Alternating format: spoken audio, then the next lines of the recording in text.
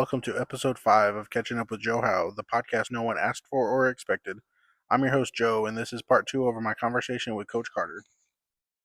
Do you have the most memorable moment as a coach in all your stops? Gosh, I've talked about a couple. That Georgetown when we beat the Woodlands was just an incredible, one of the most incredible moments of my life. The time that Florence made the playoffs, and that may be number one really, because we were picked to be like fifth or sixth in the district, and somehow we just came together.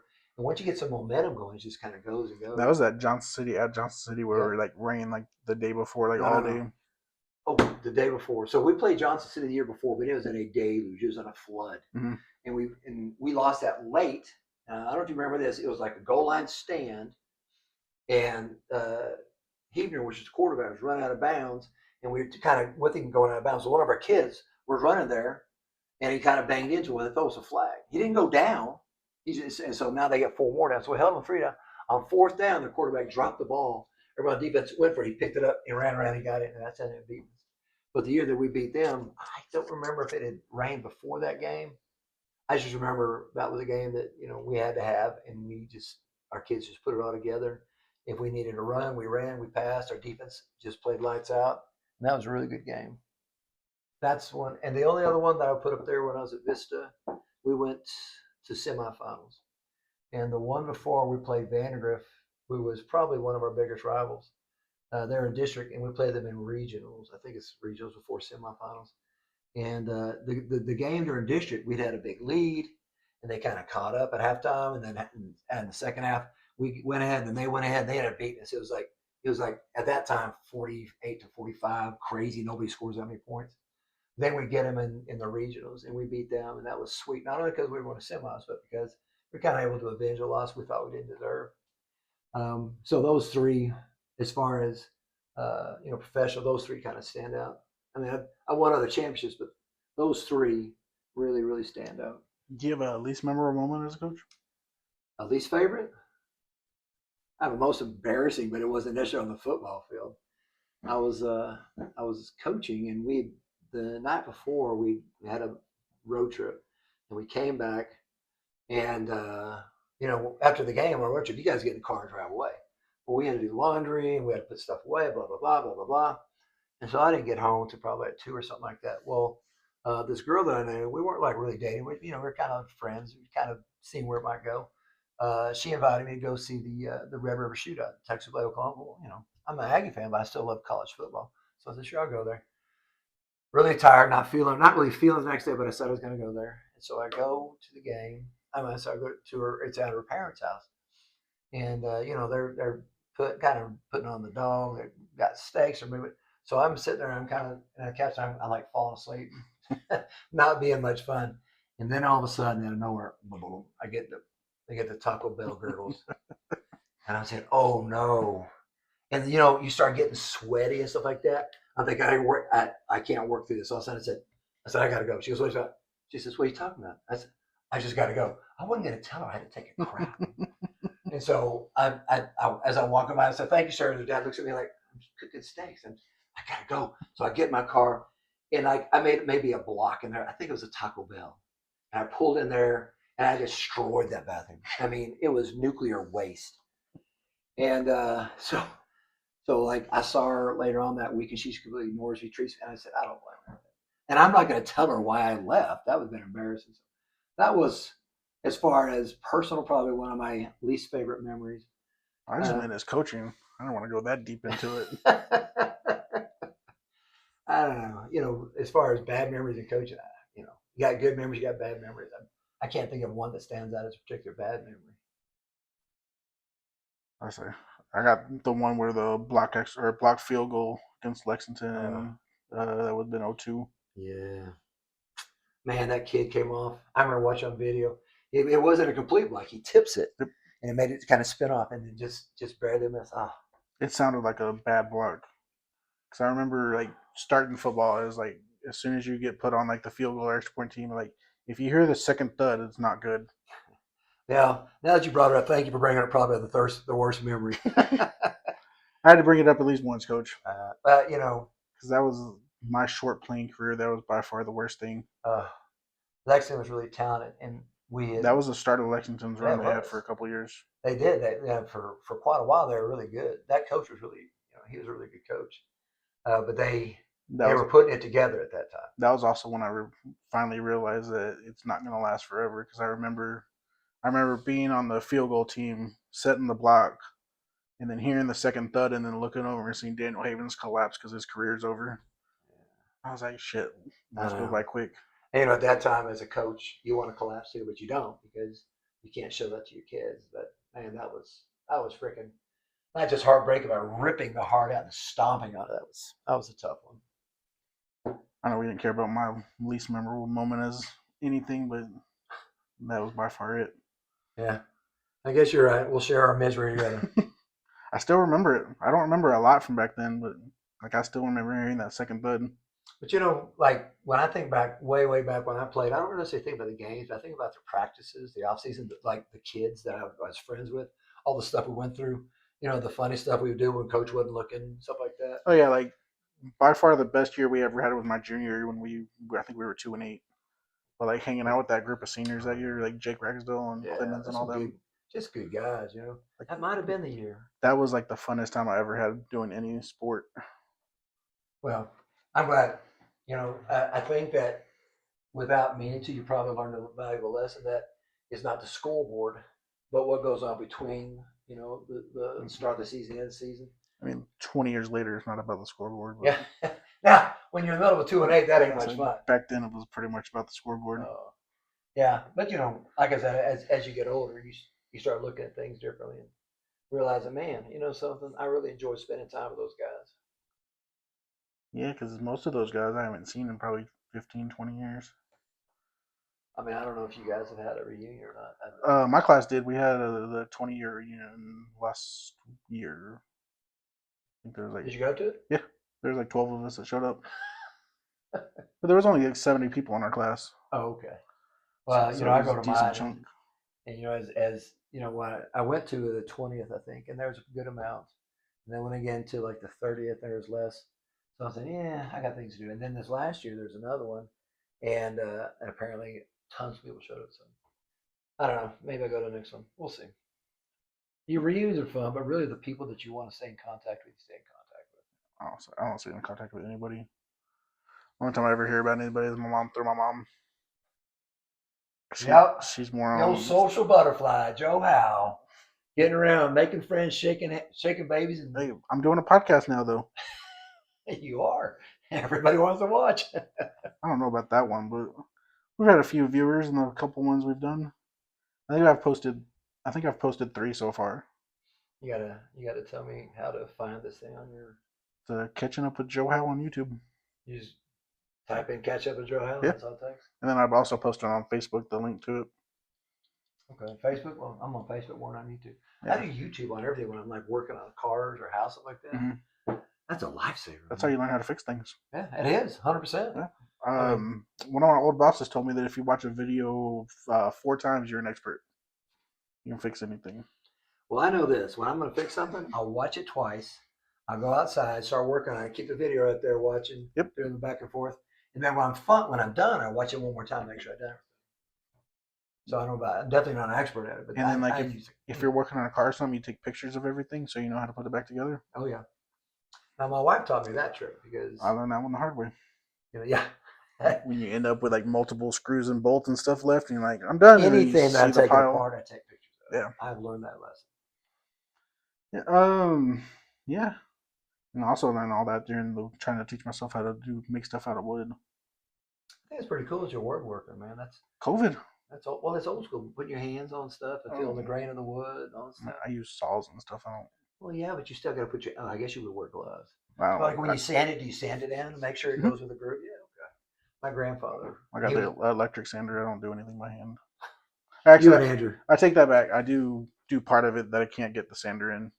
Because I don't want to buy the better sanders that have the attachments and get in the corners and stuff. All 3 of my sons, Andrew, Shane, and Blake, all of them, they make fun of me because I still use a lot of hand tools. Mm-hmm.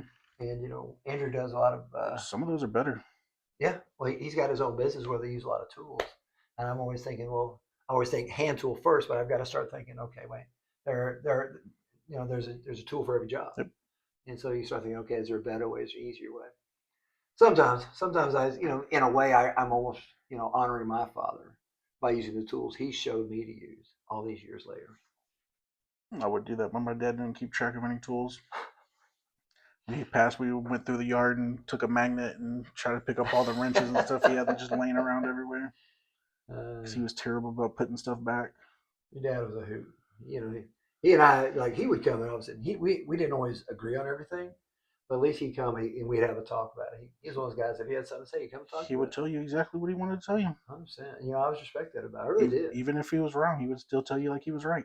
Well, and so just like I said, we didn't always agree, but I always appreciated the fact that he was at least willing to come and tell me what he thought. That and then him attacking the school board all the time. Your dad. I remember him telling her, "Oh, I gotta go set the camera up before they start," because he would record every school board meeting. Oh, I know. And he would watch it over and over and make notes. Your dad was a hoot, man. The thing was though, once he sunk his teeth in something, he wasn't gonna let go. I think that's part of the reason why he started the paper back in the day, just so he could type or write about it. And type up, and let everybody know Yep. what he thought. That's a good enough reason for me. Hey, it worked. Oh, he's a great guy, really is. I really enjoyed the times. Like I said, even though we didn't disagree, we always ended up laughing and talking in the office. Same. Me and him didn't agree much growing up either. Well, But it was after I graduated was when me and him started getting closer. Yeah. Here's the deal. If you ever have a son or a kid, you'll realize is that as much as like when they're younger, you're your kid's friend. When they get to be around teenage, you got to be. They have enough friends. You have to be the parent. And like for our situation, like me and my dad our personalities and everything were so much alike. We would just argue all the time. Like I never realized it that much until like I'm getting older now. Like I'll say something like, sounds just like Dad. I look at my hands and I say I got my dad's hands. And like I'll see my reflection like in a mirror or something. I'm like, should I even look like him? Lucky, huh? I guess. So my wife liked it, so yeah. Yep. Your dad and your mom were great. That's some of the families that I learned to love and stuff like that. A lot of good folks coming out of Florence, Texas. Yes, there was. Some of them are still around. Some, I know a bunch of them moved off to Salado now, Liberty, Salado, stuff like that. Yeah. Travis Anderson, Jeff Bowser, both their kids are on varsity this year. Our kids were kind of country or rough. Yeah. Didn't it's like they always talk about the STAR test, right? Mm-hmm. And we want to set our standards here, but then you have to lower them so kids in South Texas can pass it, right? But here's the deal about that: the STAR Texas and South Texas should not be the same one in Central Texas, because things that kids care in South Texas, most of those kids are bilingual, perfect. They'll speak Spanish to you, and they switch to English. You don't get an accent. If you talk about things that they're interested in, and you test them on those things, they probably ace it. The thing that we're doing is somebody's creating a test in Princeton, New Jersey, that has nothing to do with Sapasa, Texas, or Georgetown, Texas, or. I always thought those tests were stupid. Oh, yeah, believe me, every teacher would silently tip their hat to you and say yes. You're going to sit there and let whether a kid gets passed on or not, or gets passed the next grade by one test. I've been had him in class the entire year, and now this one test determines it. That's ridiculous. That was always like, I never got into education or anything, but like that would be the one thing I would lean towards, like private school, because they didn't teach towards those tests. Well, I'm gonna tell you, there's a lot of people that I've talked with that are either looking at private schools or a lot of them are homeschooling. Now, I'll tell you, homeschooling is not easy. Those ones that say, I'll just put my kid in front of the computer and do my own thing, no. Because you've got to be right there with it. You're the teacher. So I know some people that homeschool, and they did it for about 2 months. They said, no. That's a little more than I thought I was signing up for. I said, that's probably because they spent some time with their kid and I can't handle this. Yeah. Now I know why your teacher hates you. Back to public school you go. No, I hope, my dearest hope is that education will return to teaching kids what they need to do to prosper as adults. I don't care how they do it in California. I don't care how they do it in New Jersey. Let's get Texas kids prepared for life as adults in Texas. And if we did a great job, they'll be successful. If not, then they may have to learn some hard lessons. One last thing I have written down that we want to talk about. 2004 football season. Oh, yeah. My senior year. That was a big fight. That's the one you want to talk about? Yeah. Closing the year out at Lago Vista. This was before Lago Vista was good. Yeah. Well, the closest thing we had to a true rival was Lago Vista because, as long as we beat them, we weren't the worst in Yeah. district. I So, mean, and they always looked at us like, well, maybe we beat Florence. I say I never lost to Lago Vista when I played. No, no. Yeah, when we coached, we never lost to Lago Vista. Okay, so looking back, I believe that was the year that we got stuck on 183 in a wreck. Help me remember. See if you remember this. And we got to the game, and it was like 5 minutes to kick off, and No. that was a different year. Yeah. Okay. Well, This one, because we got there normal time. I remember we get there and had to sit on the bus for a minute because they didn't have a locker room for us to change into. right. So we had to get changed in a classroom. Nope, it was their old gym. They pushed out one side of the stand so we could sit somewhere, Okay. and we had to walk across the court to get to the door to get to the field. And then I remember, Yes, I do remember. I remember that ended up being. I don't know if they that ended up being a major deal. All right. So yeah. So we get there. the little bit I remember about this game starts going good. At some point in the first half, punches were thrown at some point. Right. Then there's people coming off their sidelines. A couple kids came off our sidelines. Yep. Handful from each team get ejected. After the fact, I hear that there was parents in the stands yelling at other parents and coaches because their press box was just like a little, like little cracker box up on the stand, 2-seater above everybody else. And I don't remember. I don't know what coach it was, but apparently there was a Florence coach yelling at Lago parents back and forth, and parents yelling at parents. I remember parents yelling at parents. I didn't know that one of our coaches was yelling at. So okay, I don't know if it's true. That's just what I heard. So I remember the play where there's actually about 3 fights in that game, if you remember. There was multiple, but Yeah, only one big one that there was flags and people thrown out. Right. So that was when the play went out of bounds on their sideline. I remember watching video because I want to see. And as our kids going out, when our kid is going out of bounds, these little kids jump him. Yes. And they start handling that dude. And then, of course, Florence kids ain't going to sit there and let their buddy get bit it. So it comes in there. I remember John Stanzak, one of the Mancusos. So John Stanzak was the one that got punched. He was the one. I remember watching on video, as he's going out of bounds, they go after him. I remember John in the video grabbing a face mask and throwing like 4 uppercuts on the poor dude's chin. Yeah. Maybe, yeah, but I remember I wanted to see because he was the first one that got punched, and he was one of the ones that got thrown out. Yep. And then I know it was one of the Mancusos, and then there was like 2 other kids from Florence that got thrown out for punches, and a couple of Lago kids at that point. Yeah. See, I wish I could have shown that video to the official. And I remember if something was, I kept that video because if something was brought up about it, I was going to show him. Yeah, because now Stanzak may not have been an angel, but he didn't start it. He's the one, as he's going out of bounds, he got hit. Now, like you said, he's going to protect himself, but in that situation, you always tell the kids, hey, keep your head. Second guy gets caught, defend yourself. But something. The bottom line is, I'm not going to take an ass whooping either. I'm going to defend myself too. Yeah, that was a big one. And then we go into halftime because it was before halftime, if I remember right. Yep. And then after halftime, there was like 2 or 3 other fights. So then at the end of the game, it was like, really, do we want him to shake hands? So we spread out, and a lot of the coaches spread out. We kind of watched it really closely, and there was some barking and stuff like that, but nobody threw punch, so we're off. And so there was a coach there. He didn't make it past Christmas. I don't remember the guy's name, but he was probably the least capable of all the coaches there. And I said, look, go into the gym and just make sure that all the kids get in there, make sure they don't go crazy, that kind of stuff. Everybody else will spread on the field, making sure that no fights broke. So we were out there, and those kids were kind of milling about slowly. We were milling with it. So, I brought up the edge, I brought up the backside. So we finally get them all in, and I walk in, and the coach that I'd sent up there is up there playing on his phone. And I'm watching, and some of the kids, not all, but some of the kids in Florence, were walking across the gym with their metal spikes on and scratching the crap out of it. I remember it being halftime. It was after halftime? The gym thing. Well, it might happen some, but I remember after the game, it was much worse. Because I remember like halftime, like people going in and like trying to like scratch the floor. I guess I didn't see that. Thanks for making a bad moment even worse. No, what I remember was I went in there because I was expecting him to kind of stand at the door, Mhm. take his shoes off, da da da. He's up sitting up in the stands playing on his phone. And these people are ice escapading across the gym floor. Yeah, that happened a lot after the game. Well, all I know is they got a new floor out of it. That may be worse. That might.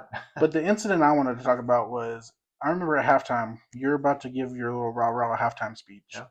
And then a gentleman from Lago Vista that has his name, I don't know if he still does, but has his name like on buildings and stuff in Lago Vista. And I think the field was named after him. Mm-hmm. Came into the locker room and started yelling at you because that was when they found out that there were scratches on the floor or something. And I remember him getting in your face and you getting in his face, just yelling back and forth. And all I remember really him yelling was, "What college did you go to?" Like over and over. But that wasn't halftime. That was after the game. Was that after the That game? was after the game. Okay, I remember exactly what you're talking about. 100%. I remember the guy too. And I just remember sitting there and like, please punch him. Like, please start this fight, coach. Well, then the thing was, And I mean, as an adult, you try your best not to do that. But I remember I felt like the guy was trying to instigate it too. I felt like he was there. He was saying some not great things about the kids from Florence, talking about, and then he said, "What's coach?" I said, "What does that have to do with the price of tea in China?" And so that's when he and I kind of squared up. And then luckily the superintendent from Lago Vista was there. She told him, said, "Listen, you need to leave." And he left. And she said, "The floor is messed up." I said, "Yes, ma'am. I realize that now." What do you expect? Make high school kids. Well, here's the deal. They would always put us in those portables. I don't know if you remember that. And then all of a sudden they put us in a gym. What do you expect? Well, yeah, my expectation was the coach that I sent there to get everybody's shoes off and take care of business would have handled that, because that was the least, in my mind, the least strenuous job. And the rest of us out there basically trying to act like bouncers or bodyguards, whatever, keeping everybody away from each other. And people are still pointing fingers and mouthing off and stuff like that. And so we finally got him in, and I looked over there and I just said, "Oh no, what has happened?" Yeah, and it wasn't long after that the superintendent, that guy, walked in there, and yeah. Yeah, I think it's been long enough. There was kids that purposely walked like multiple times across the court. Well, yeah, it's been long enough. They've got their new floor. I think they've got a new high school over there now too. So probably, but I remember kids like trying to ice skate with those like hard plastic cleats. Yes. And when I walked in, I saw it too. So like, I don't know if you ever watched the video of was it Michigan playing at Michigan State one year? And the guy on the midfield just like taking his cleat, just stuffing up the midfield. Oh, I did too. Saw that? Yeah, I did. That's pretty much what it was like, but on a gym floor. Last year when Michigan beat Ohio State and they planted the flag, I thought, man, that's really crappy. And I was like, kind of bad mouthing Michigan. Then I found out that Ohio State had done the very same thing to their place. So I thought, well, okay. So if you don't want people to plant a flag, win. Yeah, treat people the way they ought to be treated. You want somebody to plant a flag, then don't plant a flag on their place. If you don't want your gym scuffed up, don't have a football team. Don't have a bunch of high school kids. I just remember thinking, oh, this is not going to be good. and I think that they had maybe put towels like out of bounds that we're supposed to walk on. I was thinking, oh, jeez. I don't remember that part. I just remember like half the bleachers were out. Yeah. Jeez. We had to go across the court to get to the door. In hindsight, what I should have done was... So who wants to walk around? I should have taken one of the coaches that was a little more respected, I guess, and put him at the door, and just had that one guy just kind of stand by me so that it looked like he was. But I thought, just get him in the dressing room. Just get him, take your shoes off, and go sit down, or go whatever. Let's load the bus and get the heck out of here. Not so much. That's got to be a terrible moment as a coach, though. It was. Like the fight and everything.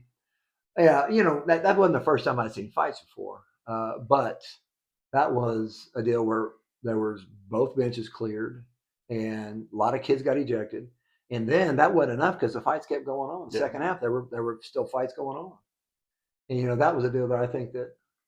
I'm really surprised I didn't get thrown out of that game. Well, I think the officials after a while just wanted the game to be over. I really do. I think that that was a deal there where they said, enough's enough. Let's just get out of here. Yeah, it was good times though, Coach. Yeah, I enjoyed it. I didn't necessarily enjoy that night. I still got a halfway scar on my finger from that game. Well, you want to sit there and compare scars? You seen that Jaws movie? They sit there and compare scars. No. Jaws? I haven't seen Jaws in 30 years, probably. Well, there's a scene in there where they're all comparing scars. So just take my word for it. Okay. No problem. It's pretty much what I did like when I had your class in science. Just took your word for everything. My class in science was just heaven on earth. Please teach me more. Teach me more. I want to say that was my sophomore year that I had your science class. Did you have biology or was it IPC that you had? Because I think for a while IPC was a freshman class. So I think freshman.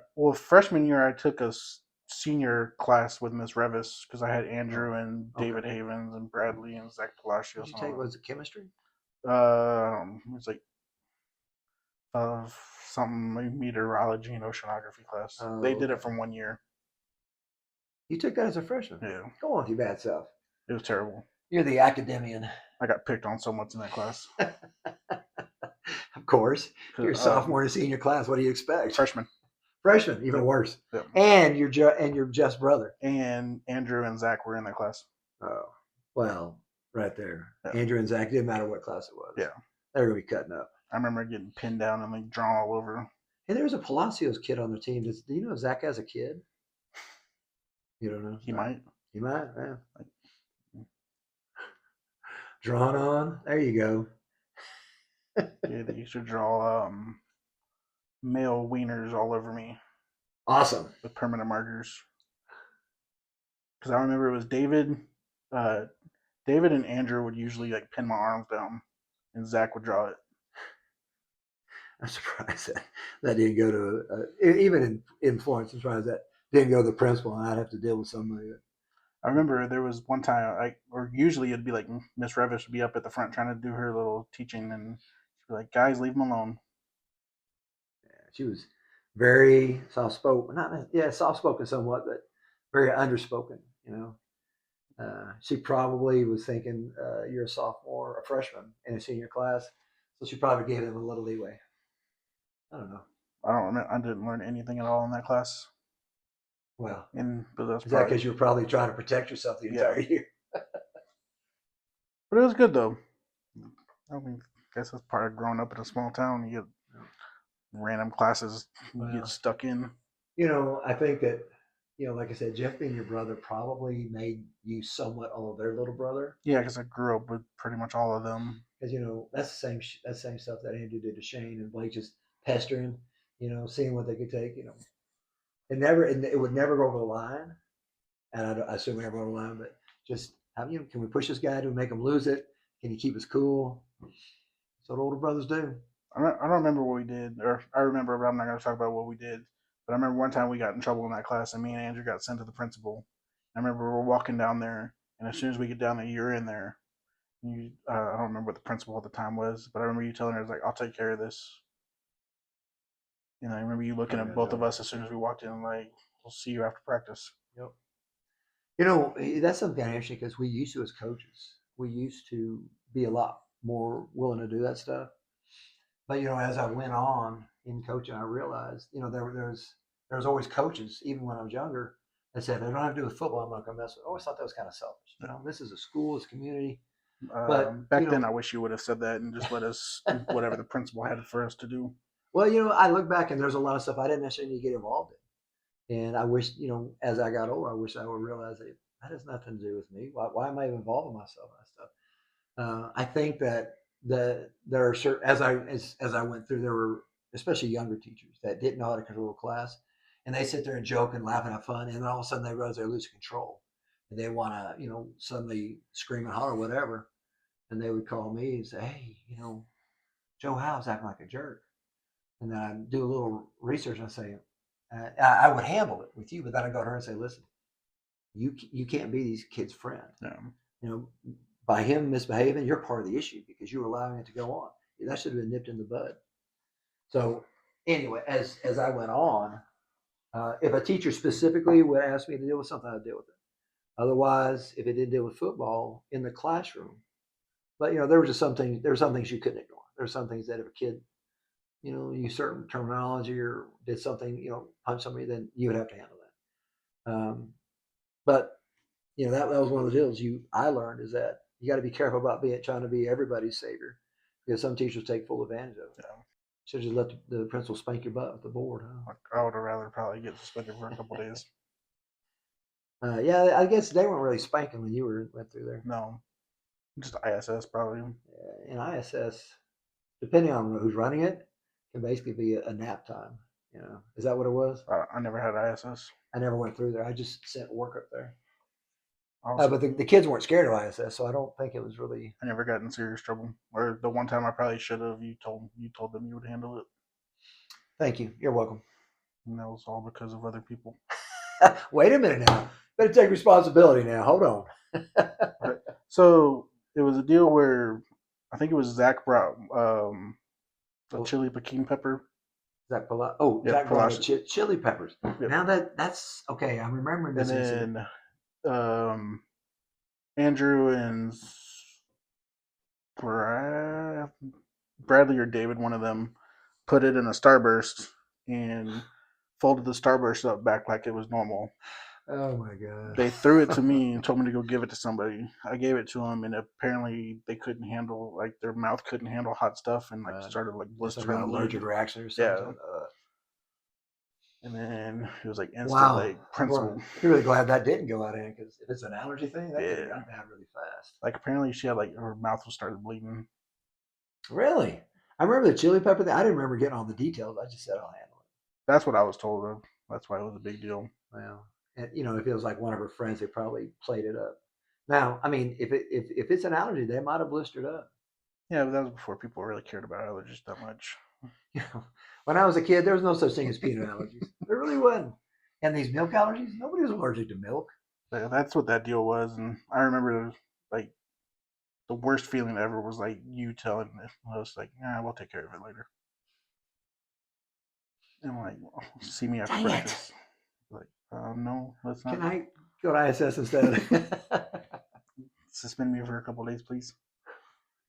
Just send me home. Yeah, those football, like either if it was like getting in trouble and having to do an after practice workout, or like if you missed a practice or showed up late and had to stay late, those two parts were always the worst.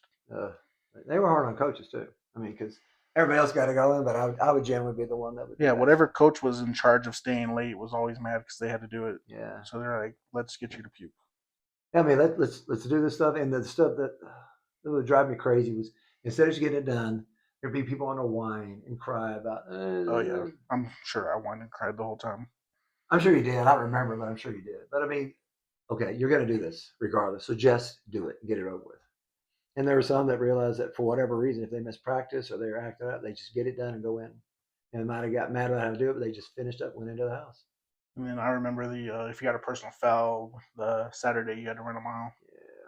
Those were always terrible. Well, the thing is, like, there's an old saying: you lose more games due to mistakes than you win because of great plays. And the thing you got to do to try to keep games, like we play something that's really really good. Well, we can't beat ourselves. We can't have people jumping outside. Can't have personal fouls for sure. And it's just trying to making sure that we're a disciplined team. If you're going to beat us, you're going to have to line up and beat us. We're not going to help you out at all. I had a couple personal fouls throughout my playing days. Yes, I'm sure you did. Most, I think probably most kids that played football had at least one or two throughout their career. Starting 7th grade to your 12th grade year, you probably, maybe face mask. That's a personal foul. But not everybody throws a punch or. I say mine were pretty much just throwing punches. That's why you're all state, right? Because you threw punches. I only got thrown out of one game. What did you throw out? Moody, I don't remember his junior, senior. We played Moody in Florence. That was when we beat him. That's right. Austin Pierce got his eye almost gouged out. Oh, I remember they had this big tall safety, and we went back and cracked back that guy, and like we cracked him pretty hard, but he was a big guy, and the guy that did the crack came back and said, "Ooh, that kind of hurts." I said, "Okay, scratch that one. Don't crack that big dude." Yeah, I remember that one because that was when Austin guy tried to like dig his finger in his eye, and I threw some punches on the same play. Austin, man, that dude, he was a tough guy, but he's a game warden. He's a game warden now. Is he really? Or last I heard, he was. He was a guy that wasn't able to play because he had some empty shotgun shells in his truck, and the dog spotted. That was like game day. I said, "What?" And his dad was sitting there saying, "Listen, those are my shells. I'll write me a ticket, do it." And there I was like, "Oh, we can't do it." Well, and I'm sure Austin felt terrible about that. Yeah, I can remember that. And I think Travis, no, it was Austin.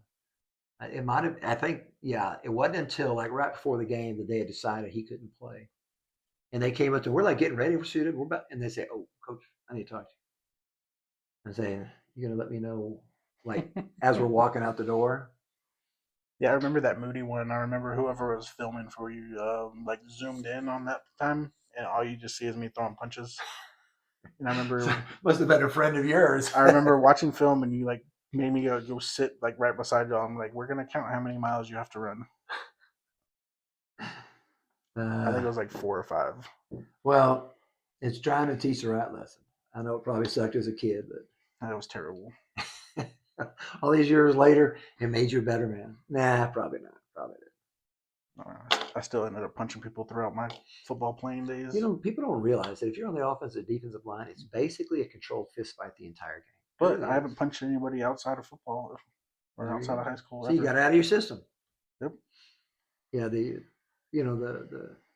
we talked about, if you don't pick what kind of offense you run until you know what your O line is. The same thing with D line. I 100% believe that the O line and D line is more to do with your success than anything else. We talk about Texas O line problems. Look at the O line they had last year. Oh my God, they were monsters. If they weren't, they had the top 3 O lines in the entire nation, and they could run, they could throw. Quinn Ewers was very, very accurate.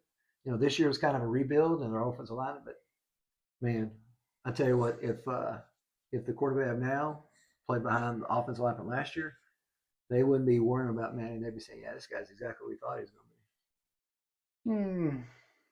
Now you're a Baylor fan, right? Yeah. So I feel like they've got the right coach.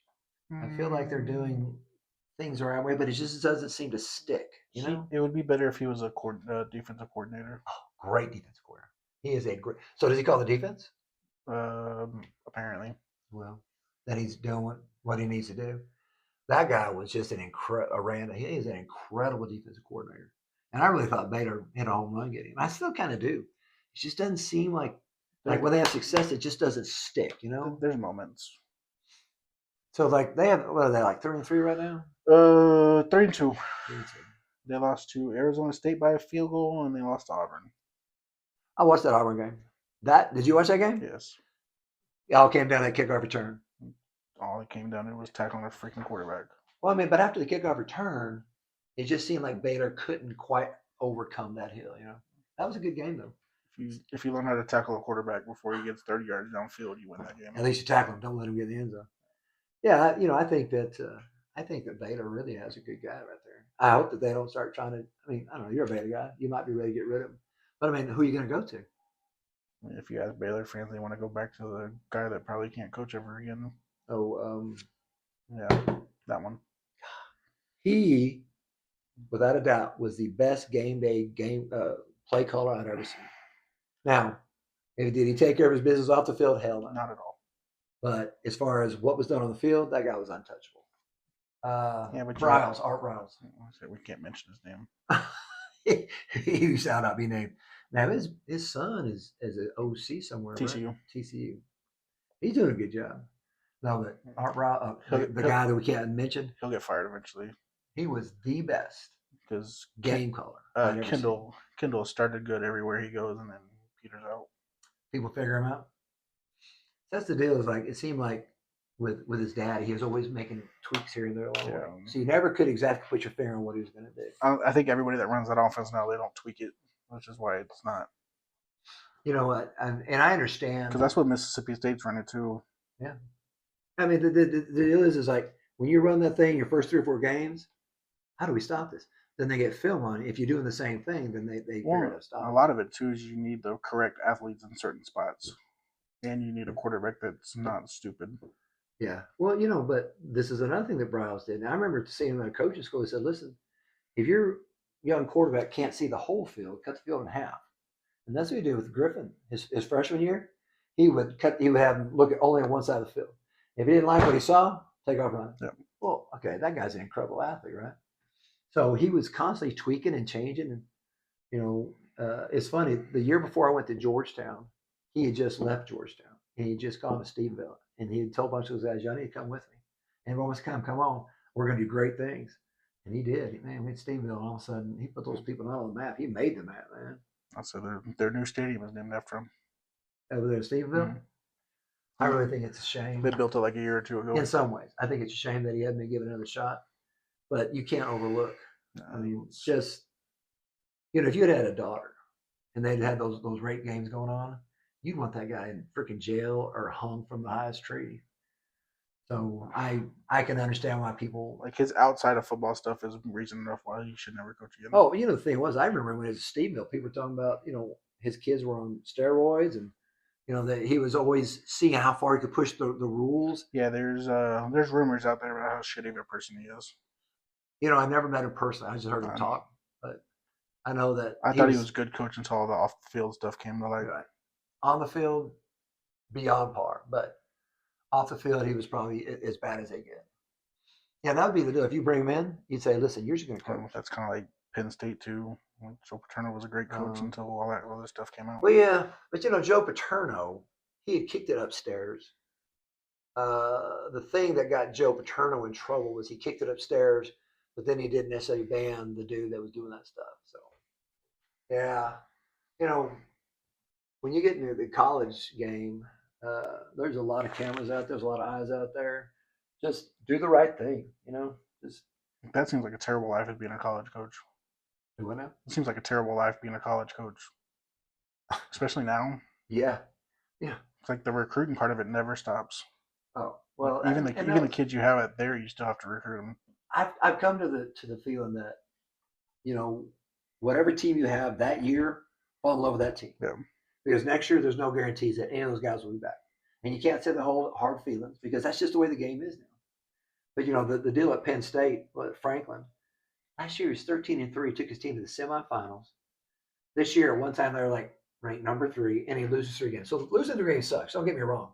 But you're going to fire him over that? There had to be something else. He had to piss off a big donor or something like that. I read it. I don't know if it's true, but I read a thing the other day that says it was so they're switching to Adidas next year, I think, or the year after. But people say it was Adidas because they want them to win. So, and you can't lose to Northwestern. Before Franklin came back, Penn State had kind of fallen off the map. He brought him back. Oh yeah, because they had Bill O'Brien, who everybody knows now is a terrible coach. He did a good job with the Texans. No. But he hadn't done shit since. Oops, sorry. You can cuss. It's fine. No, I think that of a college football coach now, I just don't know. I mean, you have to be okay with NIL. Matter of fact, you have to embrace NIL. You have to know how to run your transfer portal. Mike Gundy lost a job because they didn't do NIL stuff. Yeah. Well, the dude at Clemson, he's kind of reluctant. He just needs to say, I need a general manager, and you're going to handle all that. This is what I need. These are the positions. You have to find the best and see if we can bring him in. Yep. And that way he can do his recruiting like he does. He can do his team. And if he doesn't feel like he can do the whole, in the portal thing, they'll let somebody else do it. I say, look at them. They're struggling too now. Oh, Clemson? Oh, yeah. The programs that are being successful are the ones that are learning to roll the punches. Saban was smart to get out because he was never, because of the NIL and portal, he was never going to be able to stack that talent upon itself. Oh, yeah. Because, nowadays kids don't want to wait either. No. Everybody wants to play. I mean, think about who's got a good backup anymore? Backup quarterback. Nobody does, because if you're worth a dang, you're going to transfer someplace and play and not be a backup. That's like probably most people can't even name whoever their backup quarterback is. If you were mad about Manning, I say, who are you going to go to? I don't know the guy's name. Trey Owens, their backup. Oh, that's Texas backup? Oh, I don't know. You know more than I do. I play the video game. He's a big-time recruit? He was like a 4-star when he came out. He's our number 2 guy? Mm. Oh, okay. I think so. In the video game, he is. I had thought they said there was some guy that was a 5th-year senior from another school, and they just needed a guy with experience. I mean, how do you keep those? That's A&M's backup, or maybe he's the 3rd string now. Jacob Zeno. Yeah, he's a 3rd. Yeah, he's the kid they have, he's actually from Massachusetts, and I actually think maybe they brought him in because nobody else recruited him, so he's not going to just bolt.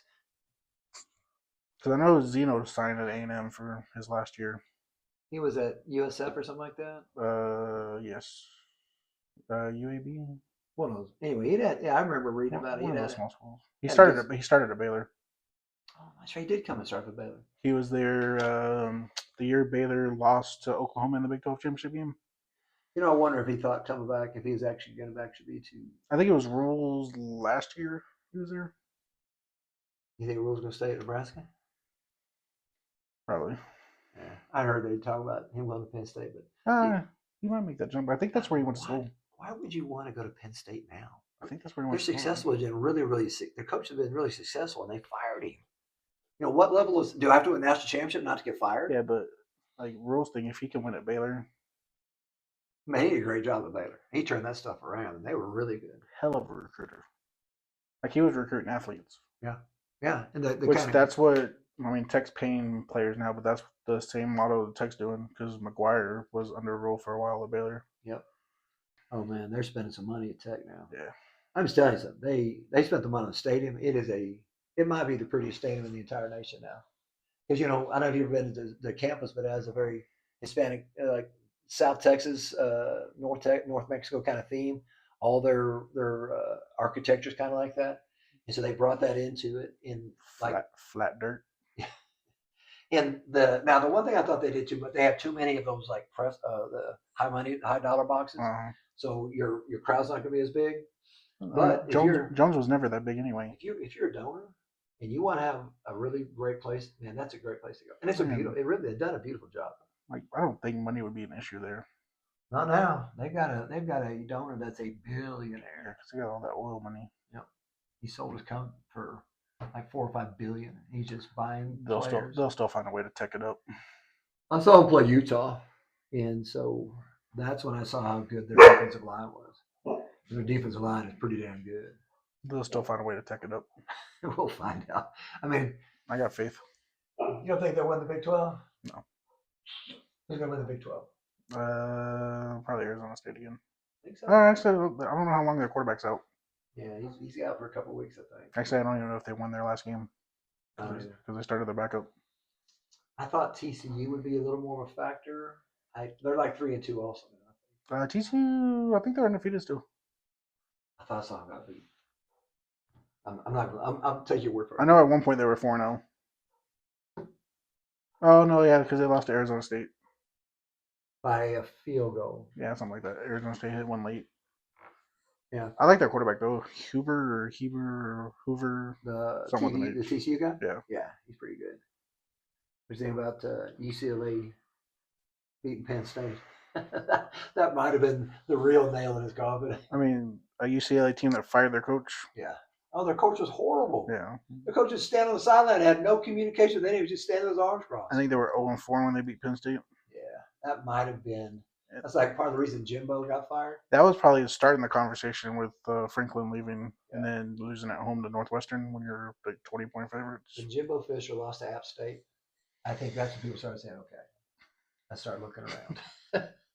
He was never forgiven for that loss. Yeah, A&M seems a much better place now than when Jimbo was there.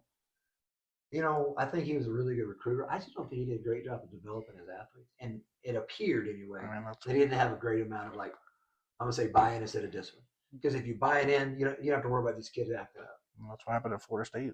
Oh, man, Florida State started off the year so good. No, like when Jimbo was there. Oh, yeah. They always had talent. But he always bring the talent in, but it's like, maybe we'll win, maybe we won't. A&M has it rolling now, though. We'll see. Hey, it's just one game at a time, man. Don't worry about what we've done in the past. Don't look too far in the future. Just worry about Arkansas. It's like I tell Jeff about Baylor every year. They're going to have that moment where like, hey, we're Baylor. We're going to be terrible.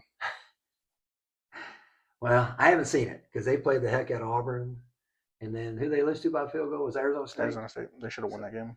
So, I mean, they haven't Baylored it up yet. They're playing.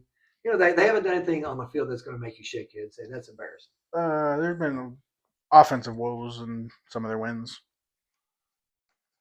Take your word. You're the Baylor. Their defense is playing decent. Man, with the Randas or DC, they should be. Well, they've had. I know when they play. Or it was the Arizona State game. They were missing like 4 or 5 starters on defense. You know, it was like their best 4 or 5 players. You know, the transfer portal. A lot of times, your depth is going to be a freshman. Yeah. Because the other guys that transferred out, that transfer portal has really kind of changed. You can't really follow your rosters like you used to. It used to be that I would know the 3 deep. Yep. And now, you know, just for the season, some guy may take off. Leave him alone. Yeah, I think Arena's not bad there. Oh, I think Arena's a really good coach. Like I would have wished he would have came in as a defensive coordinator instead of the head coach, but I wonder how much trouble he has recruiting Waco. I mean, they're talented. Browse was able to. Grant Taft could get athletes there, but I'm not sure. I mean, Is there talent in Waco? it seems like they get some good ones, but I mean, I'm not sure. Now, the other thing, I remember this: Baylor and TCU were some of the last schools that would bring a coach in and actually look at your kids. Like now, a lot of them just go by the recruiting services, and they'll send letters to the kids that hear about good, say, "Hey, come to our camp." They don't really come to your camps anymore. Mm. But Baylor and TCU were the two that still sent scouts down. So that's why maybe they saw some 3A. Like when you were still coaching? Yeah. Yeah, that was probably Matt Rule when he was at Baylor.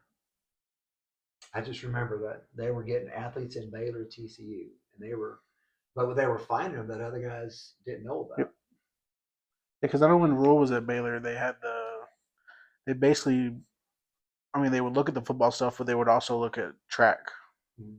And like, what's your 100 time? What's your 200 time? That's one thing that a lot of those recruiters like ask or the questionnaires. What other sports do you do? A lot of them really like those that run track or wrestle or whatever. That you're a competitive guy. You're not just going to sit around. Well, and then most of that stuff now you can translate that and make them a decent football player. Mm-hmm. Yeah. Well, and with the spread offense, you're looking for athletes. Yeah. You're looking for guys that can spread. And now you got to cover that guy. If this guy way out here isn't a threat, they'll put their worst corner on him. Or they'll just have their best corner on the number 2 and let the safety play off top. If that guy tries to go deep, it's going to be easy to get on top of him. Yeah, and if you have a fast guy, if you got a fast guy there, you better know what's going on. If you got a track star that's like, hey, you want to play football? And he's like, oh, sure. Stick him out there and just run straight, look for the ball. Auburn has a Cameron or something like that. He's an Olympic track star. But you got to talk to him about football. Well, now he's a really good football player. And, I was when A&M played him, they had a guy on top, and a guy pressing a guy on top. Make somebody else beat you. We're not going to let this guy beat him. It's like looking at stuff and because Jeff, that's like, they have like the recruiting part of it. It's like hearing those stories about how people look at different stuff instead of just football tape. Mm-hmm. Oh, yeah. Well, and like as this spread thing's coming in, scheming has become way more important than just physicality. Physicality with me is still always going to be number 1. But scheming, how can we get our best on your worst? How can we get a linebacker covering this wide receiver? And man, some of those guys are so good at scheming now. Well, it's like the analytics part, like how analytics has taken over like baseball and everything. It's like that, but with football. Yeah, I mean, I know there's some analytics in football, but the way I see but like most is that fourth down, we're going fourth down. Yeah, like the scheming part of it, and then like, oh, if we can just move this guy instead of being in the slot, put him on the outside in this formation, then that opens this, and this up. You start seeing people with their best receiver at running back. Yeah. And then you'll be 3-by-1 or 2-by-2, and you motion him out. Well, the person that, unless you're ready for, will motion out with him as a linebacker. Yep. Now, hopefully you'll have some kind of call. I used to be a 4-2 that every day. I'm more of a 4-2-5 guy because that gives you the ability, a lot more flexible. I think I coached, and I never really particularly cared for the 3-man front. When you run a 3-man front, there you're basically saying run the ball. Gary Patterson made a living running a 3-man front. Who did? Gary Patterson. Who? Gary Patterson at TCU. Oh, Patterson. And I bet it's pretty athletes out there. Listen, if you can recruit it. They ran the 3-3-5 forever. Yeah, I like the 4-2-5. That's just me. I just think that numbers game-wise, if they decide to pound the rock. But here's the deal. Even if you run a 3-man front, a lot of people are so in love with the pass, they won't come back and pound the rock. I think that if you can get physical and pound it, you can force them out of that 3. Of course, the other thing you got to remember, if you're running a 3-man front, right, you'll bring a 4th guy. Yeah. Some linebacker, somebody's coming, and what's going to happen is sometimes is you say, oh, we've got to stop the pass. So instead of bringing a 4th guy, you'll drop another guy. There's no pass rush. That quarterback sit back there, eat a picnic, and find a receiver. To me, especially at the lower levels, pressure's the answer. Every so often, when I was at Vista, we went against Gary Gilbert. And Gary Gilbert was a damn good high school quarterback. He had been well trained. So if you heated him up, he had the answer right now. So sometimes you had disguise, and we this one I was at Vista, we had incredible athletes. So we could man up against anybody they had. But still, with man, you can rub. You can run all the cross formation and have that guy on your hip. There's things you can do. Uh, yeah, Gary Gilbert's a really, really good quarterback. Until he got to Texas. I think that I think he probably did what was best for him when he went to SMU. He had a really good career there. He had a Super Bowl championship with the Patriots. He stayed in the NFL for a while. Yeah. So I mean, he got his, what is it, like 4 years where they pay for insurance and everything. Yeah, he got 4 years. Yeah, I think that Texas was going through some changes, and it really wasn't the kind of changes that was best for him. It didn't showcase. It didn't highlight what he did best. I think the biggest problem with him was that was the year Colt got hurt against Alabama, and they threw him in the national championship game. Yeah. It was like, hey, he's a freshman, right? Like, hey, you haven't played all year. Here, go play against Bama. Go win the national championship for us. And then the next year, he was their starter, but they'd gone to more of an SEC style running game. And it seems like he got hurt that year, and people got down on him. He says, "Yeah." Texas says it's time for you to go. He says it's time for you to go. And like I said, he went to SMU and just threw the ball all over the place. Did a great job. It's like even Shane Bichelle? Yeah, that was at Texas. Ended up transferring to I think SMU also. I think it was SMU. He's in the league still. Shane Bichelle is? I didn't know that. He's like a backup or third string quarterback somewhere. Hey man, what a great job! I saw his last name when I was like skimming through NFL games one day. I mean, think about it. What a great job as a backup quarterback. You get because you have to pay those backups. You have to have good backups. I would love going to practice if I was a backup, especially like a third string. Let me go on the clipboard. I'll take that paycheck and hold this clipboard. Oh yeah, you want me to run scout team and get hit a couple times? Deal. Where's my money? Just be good enough to where if you have to come in there, you can run the offense well enough, and but still be the official clip holder. That would be the job. Like, yeah, I got 2 people to get hurt before I get to go in. I'll write down every single thing you want me to write down. You'll read my handwriting and everything. I'll make sure. I'll go back and type it back if you want me to. As long as the check clears. Yep. But if that check doesn't clear, I'm out. Well, if that check doesn't clear, you probably are out. All right, Coach, we got a couple more questions before we get out of here. Who's been the most influential person in your life? My dad. Yep, my dad. He was, growing up, he taught us how to live like a man, how to treat people right. And then when he was dying, he taught me how to die like a man. So he's, without a doubt, he's the biggest influence in my life. And the best advice you've ever received? Oh, geez. And who was it from? Okay, hold on. So there was Milton Denham used to own the Georgetown Sporting Goods over here, and when they first made me the head coach at Florence, he said a couple things. First of all, they haven't ever won here. Everybody's going to tell you how to do things. Ignore it. Do things your way. That way, if you don't win, it's because of what you did. So he said, and so sometimes I kind of have blinders on. And just now, looking back, I wish that after about 4 or 5 years, I had somebody I trust to say, okay, take a look at this. Maybe we can change it. But the second thing that he told me, he goes, never date a local girl. He said, it's because you're the newbie. That local girl, they may or may not like her, but she's their local girl. That was as far as profession goes. That was some of the best advice I got. And who was that from? Milton Denham. He used to own the Georgetown. I don't think it's even there. I know it's not. Georgetown Sporting. He used to spell sporting gear all over the state. Mm-hmm. I worked there for a little bit. Oh, did you really? Did you know Mr. Denham? I don't know who the owner was. Oh, great. They probably got sold out by then. He had been a teacher. Yeah, because it was some guy that, I don't know where he's from, but he did officiating. Oh, yes. I remember him. Yeah, he officiated some of our games. I don't know what his name was. Huge piece of crap. When Milton was... I was glad when I heard they closed because of him. Oh, really? Because they were... Well, and the thing was, he was kind of prickly even as an official. And then he wanted you to like, oh, we're buddies when he's trying to sell you stuff. Don't be prickly, just be yourself. I couldn't tell you what his name was if I wanted to. I can't remember either. He used to sign my check. That was it. I worked there for like 6 months. When Milton Denham was a coach at Georgetown, the superintendent was a guy named Jack Frost. And if anybody knows Jack Frost at Georgetown, because he was bigger than anything. He was super big at everything he did. And those two, when they would get together, they would be telling stories. Oh, I remember one time I was at Georgetown. We used to eat it. I guess it was every Friday morning the team would get to go eat someplace. And a lot of the local guys would come there and eat with the kids. And they would always start telling stories. It was just It was a great time to hear those two of us. Yeah, I remember back in the day, Georgetown Sporting Goods, like, they gave everybody stuff. Yeah.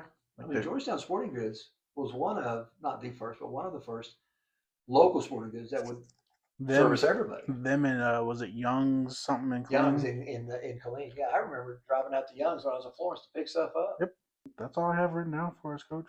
All right. Well, glad you came by, man. Yes, sir. That's a wrap. That's how we're going to end it.